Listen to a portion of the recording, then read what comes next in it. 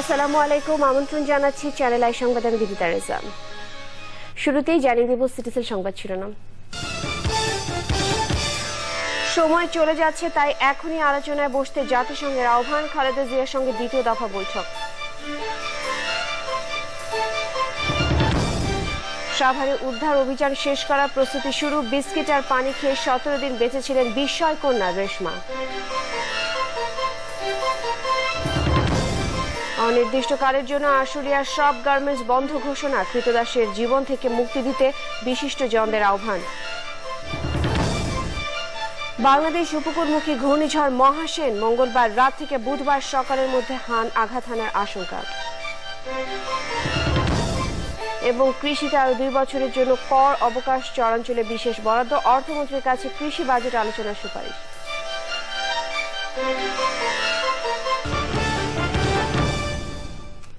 এছাড়াও Exim bank বিশেষ সংবাদে থাকছে।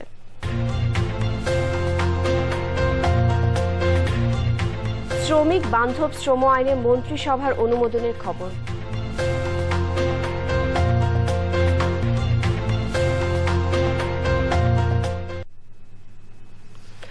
সময় চলে যাচ্ছে, তাই সুষ্ঠু ও গ্রহণযোগ্য নির্বাচন অনুষ্ঠানের পথ খুঁজে বের করতে এখনই আলোচনায় বসার পরামর্শ দিয়েছে জাতিসংঘ। বাংলাদেশের বর্তমান সহিংসতায় জাতিসংঘের শঙ্কার কথা জানিয়ে সহকারী মহাসচিব বলেছেন, জাতিসংঘের কাছে বাংলাদেশ অত্যন্ত গুরুত্বপূর্ণ একটি রাষ্ট্র। সে কারণেই তারা চায় এদেশের শান্তি বজায় থাকুক। পান্তুর রহমানের রিপোর্ট। সাম্প্রতিক সময়ের রাজনৈতিক সহিংসতায় উদ্বেগ আর আসন্ন নির্বাচন সুষ্ঠু ও গ্রহণযোগ্য করার আহ্বান সহ জাতিসংঘ মহাসচিবের বার্তা নিয়ে বাংলাদেশ সফরে এসেছিলেন অস্কার ফার্নান্দেজ তারাঙ্কো। 4 দিনের ঢাকা সফরের শেষ দিনে সংবাদ সম্মেলনে বাংলাদেশের বর্তমান সময়কে ক্রান্তিকাল বলে উল্লেখ করেন তিনি।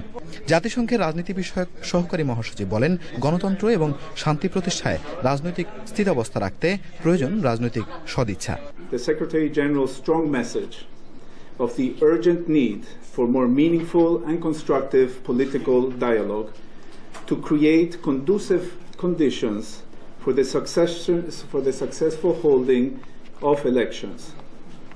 Now is the time for the leaders to display political will and arrive at a solution that will create a conducive environment for free, fair, credible, inclusive and non-violent elections to take place.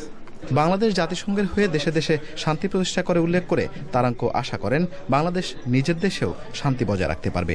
If the political will, if the conducive environment, if everybody decides that this is important enough, that it will require a give and take and compromise. I think like every solution, for it to be homegrown, this is the most important part for the UN, that this solution has to be homegrown, has to be সাম্প্রতিক সময়ে প্রধানমন্ত্রীর আলোচনার প্রস্তাবে বিরোধী দলকে সাড়া দেওয়ার আহ্বানও জানান তারাঙ্কো।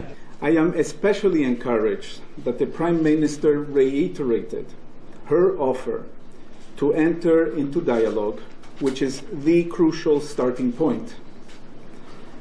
The views that I have heard suggest that there is ground for agreement, but bridging the gap will require political will and commitment to resolve the remaining differences. I have encouraged all parties to find peaceful ways to resolve their differences and to publicly denounce violence. 4 দিনের সফরে প্রধানমন্ত্রী ও বিরোধী দলীয় নেতা ছাড়াও নাগরিক সমাজের সঙ্গে বৈঠকের উপসংহার টেনে তারাঙ্কো বলেন, সকলেই চায় সুষ্ঠু নির্বাচন, সেক্ষেত্রে এগিয়ে আসতে হবে সকলকেই। পান্থ রহমান, চ্যানেল আই, ঢাকা। সংবাদ সম্মেলনে আগে বিরোধী দলীয় নেতা বেগম খালেদা জিয়ার সঙ্গে দ্বিতীয় দফা বৈঠক করেন জাতিসংঘের সহকারী মহাসচিব অস্কার ফার্নান্দেজ তারাঙ্কো। গুলশানে বিএনপি চেয়ারপারসনের বাসভবনে দুপুর 2:30 থেকে 3:30 পর্যন্ত তাদের মধ্যে আলোচনা হয়। ঢাকা সফরে এর আগে তাদের মধ্যে প্রথম দফা আলোচনা হয় শনিবার। তারাঙ্কোর সঙ্গে বেগম খালেদা জিয়ার দ্বিতীয় বৈঠকের পর বিএনপির ভাইস চেয়ারম্যান শমশের মোবিন চৌধুরী বলেছেন, সংলাপ ও আগামী নির্বাচনে জাতিসংঘের উদ্যোগ থেকে একটি সমাধান বের হয়ে আসবে বলে আশা করছে বিএনপি। তিনি বলেন, আলোচনা চলছে, আলোচনা চলবে। একটি সমঝোতায় পৌঁছাতে জাতিসংঘের উদ্যোগে বেগম খালেদা জিয়া সাধুবাদ জানিয়েছেন বলেও জানান বিএনপির ভাইস চেয়ারম্যান।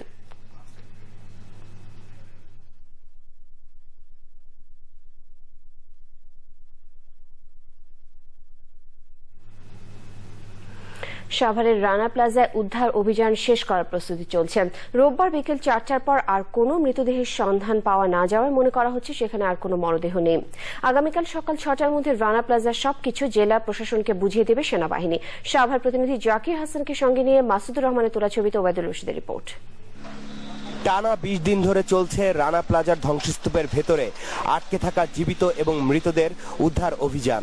20তম দিনের সকালে রানা প্লাজার পেছনের দিকের বেসমেন্টের স্ল্যাব তুলে ফেলা হয়। সেখানে পাওয়া যায় কয়েকটি গাড়ি। বেসমেন্টের স্ল্যাব তোলার সময় রানা প্লাজার মালিক সোহেল রানার অফিসের স্টোর রুমে পাওয়া যায় ধারালো অস্ত্র, ফেন্সিডিল এবং বিয়ার। পরে সেগুলো জব্দ করে নিয়ে যায় র্যাব। 4টা চাপাতি, 3টা রামদা, 18 বোতল ফেন্সিডিল এবং 15টি বিয়ার, যেটা হল্যান্ডের তৈরি, এবং একটা লোহার শেকল টাইপ, একটা লম্বা লোহার শেকল টাইপের একটা জিনিস পাওয়া গিয়েছে। আর একটা পাওয়া গিয়েছে করাত। পেছনের অংশের উদ্ধার অভিযান শেষে সব ভারী যন্ত্র নিয়ে আসা হয় রানা প্লাজার সামনের দিকে। সেখানে ধ্বংসস্তূপ সরানোর সাথে সাথে বেসমেন্টে জমা থাকা পানি অপসারণের কাজ চলে। এরই মধ্যে অনুষ্ঠিত হয় উদ্ধার অভিযান কিভাবে শেষ হবে তা নিয়ে সমন্বয় বৈঠক। অবস্থার দৃশ্যে মনে হচ্ছে যে আজকের মধ্যে আমাদের এই অপারেশনটা শেষ করে ফেলা সম্ভব হবে। আমরা সন্ধ্যা 6টার মধ্যে তাদের এলিমেন্টকে আমাদের সাথে মিলিয়ে দেব। সন্ধ্যা 6টা থেকে আগামীকাল ভোর 6টা পর্যন্ত এই দুই পক্ষই আপনার পুরো ব্যাপারটা বুঝে নেবেন বা একজন আরেকজনকে বুঝিয়ে দেবেন। আগামীকাল 6টার সময় আমরা সম্পূর্ণ দায়িত্ব তাদের কাছে হস্তান্তর করে দেবো। রাত 8টায় গণমাধ্যমের সামনে উদ্ধার অভিযানের সার্বিক বিষয় তুলে ধরবেন উদ্ধার অভিযানের প্রধান সমন্বয়কারী এবং সেনাবাহিনীর 9ম পদাতিক ডিভিশনের জিওসি। সাভারের এই ধসে পড়া রানা প্লাজার ধ্বংসস্তূপ 1127 জন মানুষের জীবন প্রদীপ নিভিয়ে দিয়েছে। এদের মধ্যে 12 জনের মৃত্যু হয়েছে হাসপাতালে। আর জীবিত উদ্ধার হওয়া মানুষদের মধ্যে 2426 জন মানুষ বেঁচে আছেন। এই আহত এবং নিহত মানুষদের জন্য মঙ্গলবার পৌনে 1টায় দোয়ার আয়োজন করা হয়েছে এই রানা প্লাজার সামনে। Obaidul Rashid, channel I, Savar, Dhaka.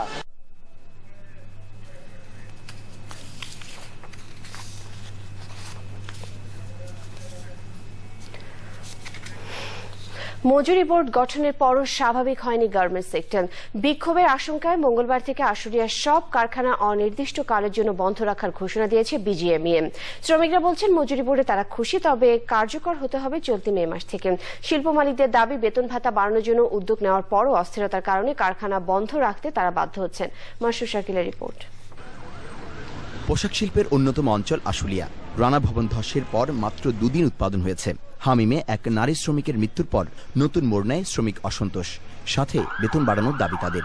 সকালে পোশাক কর্মীরা এসে হাজিরা দিয়ে বের হয়ে গেলে উত্তেজনা ছড়ায়। সহকর্মীর মৃত্যুর বিচার দাবির পাশাপাশি চলতি মাস থেকেই বেতন বাড়ানোর দাবি তাদের। আমাদের এই অফিসে একটা মেয়ে আত্মহত্যা করছে, ঠিক আছে, তার যে খুনি সে এখন পর্যন্ত তার বের করতে পারছে না। কোনো মিটিং টিটিং করে না, সবাই যার মনে তাই বাড়ায় আসে কাটপাস করে। আমরা আন্দোলন করতে চাই না, ঠিক আছে, আমরা চাই সুস্থভাবে ডিউটি করতে, যাতে ওই বেতন বাড়াইবে। আর মেয়েটা কেন মরছে সেটা আমরা বিচার চাই।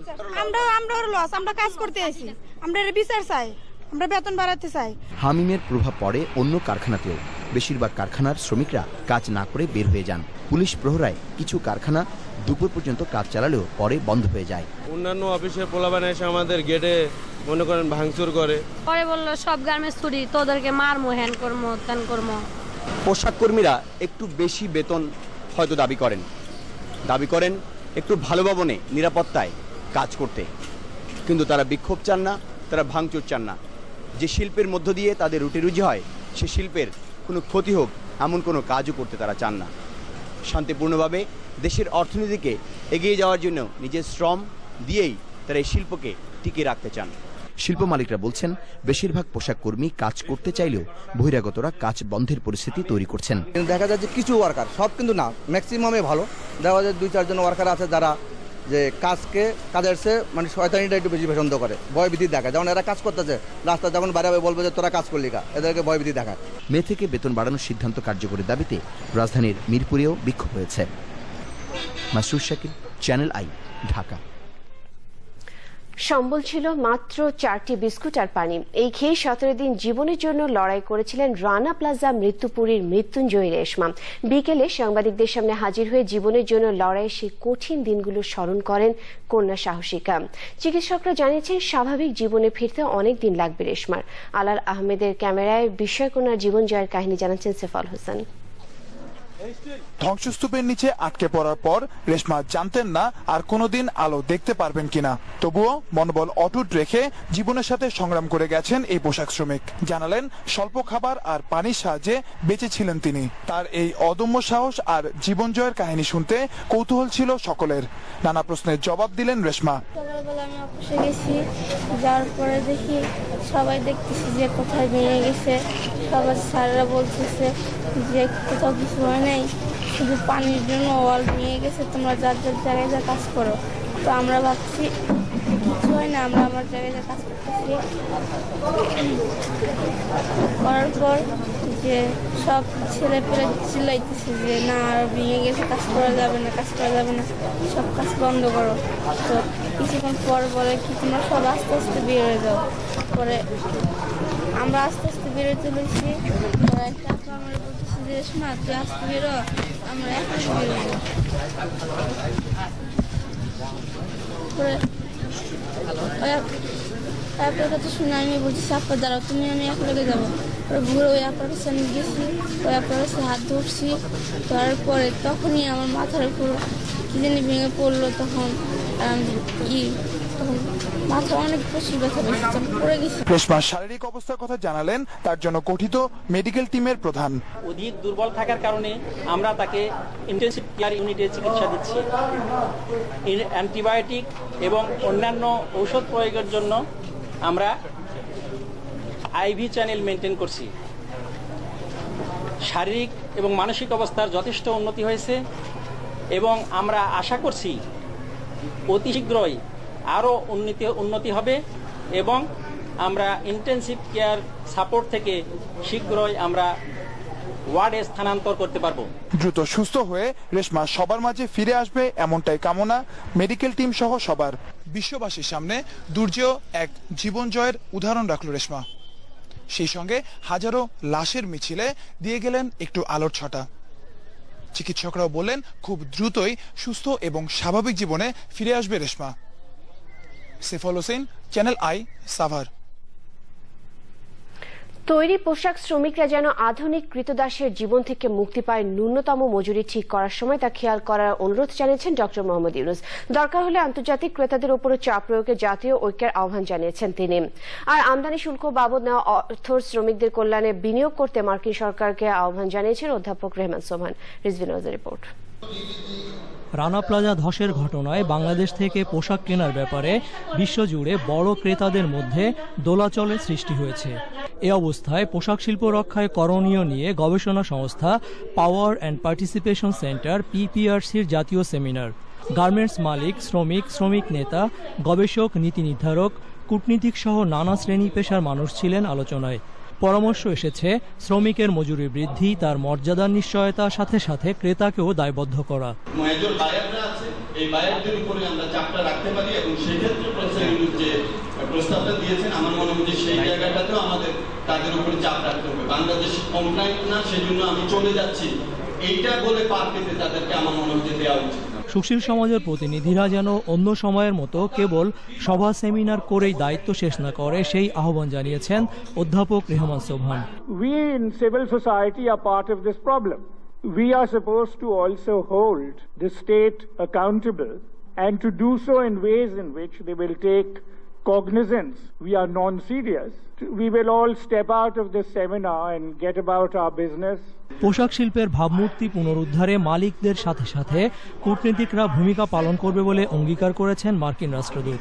I am encouraged by recent developments to give workers a voice. Within the past several months, 22 legitimate real unions have been organized compared to the average of 1 a year for previous years. তৈরি পোশাক শিল্পের ক্রান্তিকালে সব দল মতের নাগরিকদের এক হয়ে কাজ করার আহ্বান জানান মোহাম্মদ ইউনূস। আমরা যদি আমাদের মনকে ঠিক করে বলি যে এই এত হলে আমরা তোমাদের সঙ্গে কাজ করব, না হলে করব না, এই সুযোগ আমাদের আছে। কাজেই এই মজুরি যেটা এটা লিভিং ওয়েজ যেটা বলা হচ্ছে নিম্নতম মজুরি, সেটা এমন মজুরি হতে হবে তারা যেন সুখে একটা মানুষ হিসেবে বসবাস করতে পারে, না কৃতদাস হিসেবে যেন তাদেরকে কাজ করতে না হয়। এটাই আমাদের প্রথম দায়িত্ব। সেমিনারে জিএসপি সুবিধা পর্যালোচনার খবর জানিয়ে এ পর্যন্ত রানা প্লাজা দুর্ঘটনায় সরকারের পদক্ষেপের প্রশংসা করে ইউরোপীয় union. Rizvi Nawaz, channel I, Dhaka. Bangladesh উপকূলের দিকে এগিয়ে আসছে ঘূর্ণিঝড় মহাসেন। চট্টগ্রাম, কক্সবাজার ও মংলা সমুদ্র বন্দরের জন্য 4 নম্বর স্থানীয় হুঁশিয়ারি সংকেত জারি করা হয়েছে। আবহাওয়া অফিসের আশঙ্কা ঘূর্ণিঝড়টি আরও তীব্র হয়ে মঙ্গলবার রাত থেকে বুধবার সকালের মধ্যে উপকূলে আঘাত হানতে পারে। জানাতুল বাকিয়া কেকার রিপোর্ট। 3 মে থেকে বঙ্গোপসাগরে বেশি বায়ুর চাপের সঙ্গে তারতম্য দেখা যায়। সাথে প্রচুর সঞ্চারণশীল মেঘের সৃষ্টি হলে সাগর উত্তাল হয়ে ওঠে। ওই দিন থেকেই সমুদ্র বন্দরগুলোর জন্য 3 নম্বর স্থানীয় সতর্কতা সংকেত জারি করা হয়। এই অবস্থায় গত 8 মে দক্ষিণ পূর্ব ও দক্ষিণ পশ্চিম বঙ্গোপসাগরে সৃষ্টি হয় একটি লঘুচাপের। 10 মে তা সুস্পষ্ট লঘুচাপ হয়ে শনিবার নিম্নচাপে পরিণত হয়, পরে পরিণত হয় ঘূর্ণিঝড়ে। এই ঘূর্ণিঝড়ের নাম দেয়া হয় মহাসেন। যে দিকে যাচ্ছিল সেখান থেকে তার গতি পরিবর্তন করা আরম্ভ হয়েছে। এখনো নর্দার্লি ডিরেকশনে, নর্থ ওয়েস্ট থেকে নর্দার্লি ডিরেকশন মানে উত্তর দিকে অগ্রসর হচ্ছে। এটা পরবর্তী পর্যায়ে উত্তর পূর্ব দিকে অগ্রসর হবে। এই ঘূর্ণিঝড়টির তীব্রতা বৃদ্ধি পাচ্ছে এবং এর জন্য সমুদ্র বন্দর, বাংলাদেশের 3টি সমুদ্র বন্দরের জন্যই 4 নম্বর স্থানীয় হুঁশিয়ারি সংকেত জারি করা হয়েছে। ঘূর্ণিঝড় কেন্দ্রে বাতাসের গতিবেগ দমকা ও ঝড়ো হাওয়া আকারে বাড়ছে। এই ফর্মেই যদি এটা চলতে থাকে তাহলে বাংলাদেশের পূর্ব উপকূলে চট্টগ্রাম এলাকায় যদি ওটা আঘাত হানলে বাংলাদেশের পশ্চিম উপকূলের অনেক এলাকা সহ পশ্চিম, দক্ষিণ পশ্চিম অঞ্চল সহ অনেকগুলি এলাকা পাবে। তবে আমরা এটা আশ্বস্ত করতে চাচ্ছি যে এই যে জায়গাগুলি কখন কোন জায়গাটা হবে সেটা পরবর্তীতে বলা যাবে। আবহাওয়াবিদরা বলছেন মঙ্গলবার সকাল নাগাদ গতিপথ আরও সুস্পষ্ট হয়ে তীব্র আকার ধারণ করবে ঘূর্ণিঝড় মহাসেন। জান্নাতুল বাকিয়া কেকা, চ্যানেল আই, ঢাকা। ঘূর্ণিঝড় মহাসেন আঘাত করলে চট্টগ্রামের সমন্বিত প্রস্তুতি নিয়েছে city corporation, red crescent society এবং বন্দর কর্তৃপক্ষ।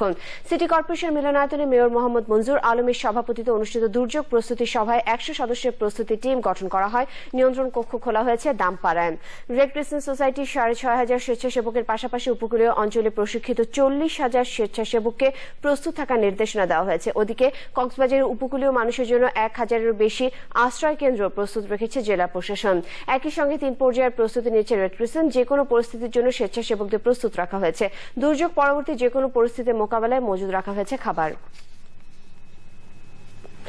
কৃষিভিত্তিক শিল্প আরো 2 বছর কর অবকাশ সুবিধা পাচ্ছে। আর আগামী বাজেটে এই প্রথমবারের মতো দেশের চলাচলগুলো পাচ্ছে বিশেষ বরাদ্দ। চ্যানেল আই এর উদ্যোগে কৃষি বাজেট, কৃষকের বাজেট আলোচনার সুপারিশ হস্তান্তর অনুষ্ঠানে এই ঘোষণা দিয়েছেন অর্থমন্ত্রী আবুল মাল আব্দুল মুহিত। রিজভি নওয়াজের রিপোর্ট। 2006 থেকে শুরু করে প্রতি বছরই কৃষি বাজেট, কৃষকের বাজেট আলোচনা সুপারিশ জমা দেওয়া হয় সরকারের নীতি নির্ধারকদের কাছে। সেই ধারাবাহিকতায় 2013-14 অর্থবছরের বাজেটের প্রাক্কালে 5 জেলায় বাজেট আলোচনায় প্রায় 25,000 কৃষকের মতামত সম্বলিত 58 দফা সুপারিশমালা তুলে দেওয়া হলো অর্থমন্ত্রীর হাতে। অতীতের মতো সরকারের শেষ বাজেটেও তৃণমূলের কৃষকের চাওয়ার প্রতিফলন থাকবে আশাবাদী কৃষি বাজেট, কৃষকের বাজেট আলোচনার আয়োজক শাইখ সিরাজ। যে প্রায় 2 লক্ষ কৃষকের সাথে সরাসরি মতামত তাদের কাছ থেকে নিয়েছি এবং সেই মতামতগুলো আমরা রাষ্ট্রের কাছে তুলে ধরেছি। আমরা যেগুলো লক্ষ্য করেছি যে কৃষকের এই কথাগুলো রাষ্ট্র শুনেছে। কেন শুনেছে? এবছরের আগের বছরের বাজেটে মাননীয় অর্থমন্ত্রী বাজেট বক্তৃতার প্রারম্ভিক দিকে তিনি এই কথাটি স্বীকার করেছেন যে আমি দেশের সাংবাদিক, সুশীল সমাজ, ব্যবসায়ী সম্প্রদায় সবার সাথে যেভাবে বসে এই বাজেট প্রণয়ন করেছি, একইভাবে আমি সিরাজগঞ্জের একটি গ্রামের প্রায় 2000 কৃষকের মতামত নিয়েছি। এটা আমার জন্য, আমাদের জন্য অনেক গৌরব। কৃষিতে ভর্তুকি কেবল অব্যাহতই নয়, বৃদ্ধির ঘোষণা দিয়ে একে সরকারের বিনিয়োগ হিসেবে উল্লেখ করেছেন অর্থমন্ত্রী। I intend to give to Jor Elaka. I intend to give for 1.5 million 15 lakh শিক্ষা যারা প্রাইমারিতে নাই তাদের জন্য। ওরা অবশ্য এডুকেশন বোধহয় অনেক ভালো এদিক দিয়ে। সার কারখানা আমরা একটা স্থাপন করছি ও ফেঞ্চুগঞ্জে, প্রায় 6.5 লাখ টনের সার কারখানা কাজ চলছে, আপনারা গেলেও দেখতে পাবেন। কৃষি বাজেট আলোচনা সুপারিশমালায় মূল কৃষির 22 দফা, পোল্ট্রির 13 দফা এবং মৎস্য ও প্রাণী সম্পদ খাতে 23 দফা সুপারিশ রয়েছে। রিজভিনা ওয়াজ, চ্যানেল আই, ঢাকা। দেখছেন চ্যানেল আই সংবাদ। ঢাকা সিটি কর্পোরেশন নির্বাচনের তফসিলের উপর থেকে রুল তুলে নিয়েছেন হাইকোর্ট। এতে ঢাকা উত্তর ও দক্ষিণ সিটি কর্পোরেশন নির্বাচন অনুষ্ঠানে আর কোনো বাধা রইল না। হাইকোর্টের আদেশের পর নির্বাচন কমিশন জানিয়েছে শিগগিরই তফসিল ঘোষণা করা হবে। গত বছরের 9 এপ্রিল ঢাকা সিটি কর্পোরেশন নির্বাচনের তফসিল ঘোষণা করে নির্বাচন কমিশন। বিভিন্ন ত্রুটি দেখিয়ে নির্বাচন স্থগিত চেয়ে রিট করেন এক আইনজীবী। এরপর হাইকোর্ট নির্বাচনের তফসিল স্থগিত করে করণীয় সম্পর্কে আদেশ দেন। শেষ পর্যন্ত সে স্থগিতাদেশ তুলে নেওয়া হল। এবারে সামিট আন্তর্জাতিক সংবাদ।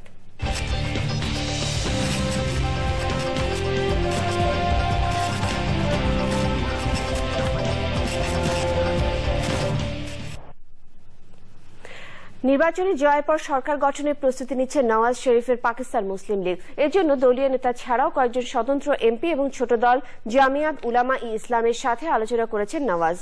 নির্বাচনে কারচুপির অভিযোগ আনলেও ফল মেনে নেওয়া ইমরান খানই হচ্ছেন বিরোধী দলীয় নেতা। নির্বাচন কমিশন বলছে আনুষ্ঠানিক কোনো অভিযোগ পেলে খতিয়ে দেখা হবে। নির্বাচনের পরদিন রোববার কোয়েটায় পুলিশের আইজির বাসভবনে আত্মঘাতী বোমা হামলায় কমপক্ষে 7 জনের মৃত্যু হয়, তবে বেঁচে গেছেন আইজিপি। ইসলামী ব্যাংক অর্থনীতি সংবাদ।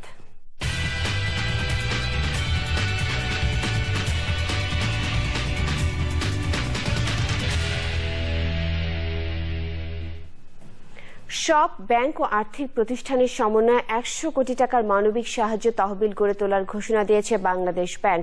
29টি নন ব্যাংকিং ও আর্থিক প্রতিষ্ঠানের সঙ্গে বৈঠকের পর গভর্নর ডক্টর আতিউর রহমান জানিয়েছেন আর্থিক প্রতিষ্ঠানের মতো ব্যবসায়ীরাও সামাজিক দায়বদ্ধতা কার্যক্রমের মাধ্যমে দুর্যোগ মোকাবেলায় স্থায়ী ফান্ড গড়ে তুলবেন। ফায়ার সার্ভিস বিভাগকে উন্নত করার ব্যাপারেও ব্যাংক এবং নন ব্যাংকিং প্রতিষ্ঠানগুলোকে এগিয়ে আসার আহ্বান জানান গভর্নর। সাভার ট্র্যাজেডিতে আহতদের জন্য প্রধানমন্ত্রী তহবিলের সব ব্যাংকের কর্মকর্তা কর্মচারীদের একদিনের বেতন দেবে বাংলাদেশ ব্যাংকের গভর্নর। এক্সিম ব্যাংক বিশেষ সংবাদ।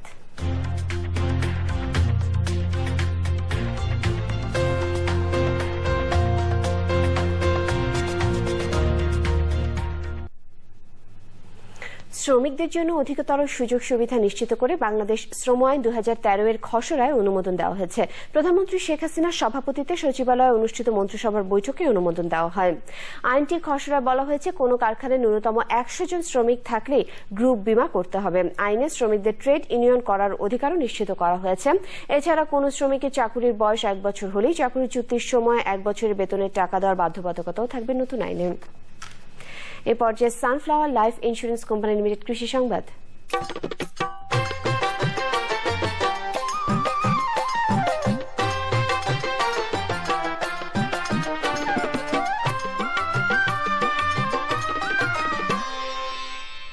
অন্য ফসলের চেয়ে বেশি লাভজনক হওয়ায় ফরিদপুরের চাষিরা আলু বীজ আবাদে ঝুঁকে পড়েছেন।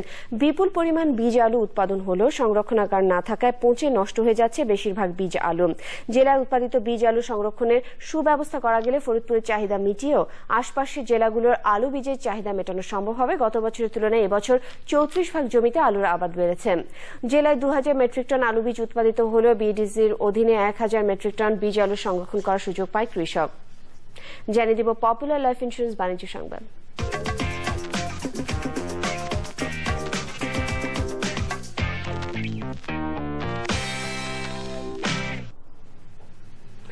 কুষ্টিয়ার পপুলার লাইফ ইন্স্যুরেন্স কোম্পানি লিমিটেডের সকল বীমা প্রকল্পের বার্ষিক সম্মেলন 2012 ও বীমা গ্রাহকের মৃত্যু দাবির চেক হস্তান্তর অনুষ্ঠান হয়েছে। জেলার পৌরটাউন অডিটোরিয়ামে অনুষ্ঠানের প্রধান অতিথি হিসেবে উপস্থিত ছিলেন কোম্পানির ব্যবস্থাপনা পরিচালক BM ইউসুফ আলী। কোম্পানি পরিচালক ও ঊর্ধ্বতন কর্মকর্তারা উপস্থিত ছিলেন।